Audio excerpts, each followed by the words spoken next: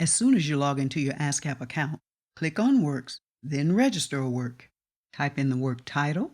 Be sure to enter any alternative titles to this work as well. For instance, let's say this song had a feature on it with an artist named Kid Dino. So the alternative title would be featuring Kid Dino. Next, you're going to enter the names of the writers of the work and the publishers.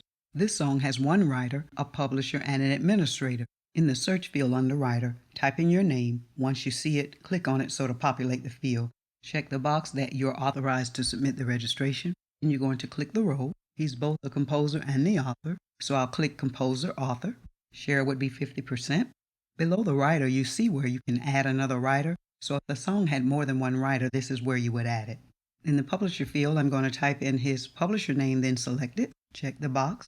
For the territory, I'm going to select the world. He owns all of his publishing at 50%, but he will collect the agreed upon percentage between him and his admin publisher. You don't have to worry about that field if you don't have an admin publisher. If you did, the admin will be registering for you. Has this work been recorded? It has, so we're going to add the information here. The name of the recording artist, the name of the sound recording. You would insert the ISRC number and the release date. Has this work been performed? Yes, it has, so I'm going to type in the artist name there. If not, go ahead and skip it.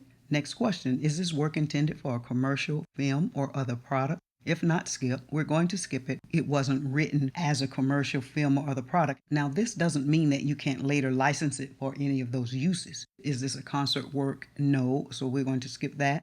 Does this work include a sample? No. Does this work use public domain elements? No. Do you know the performance time of the work? Yes, we have this information on our spreadsheet. Always include as much information as you can. You have an opportunity to save your work if you need to go search for something and come back later to complete it. Review all of your information, then submit it. You'll see your work has been registered.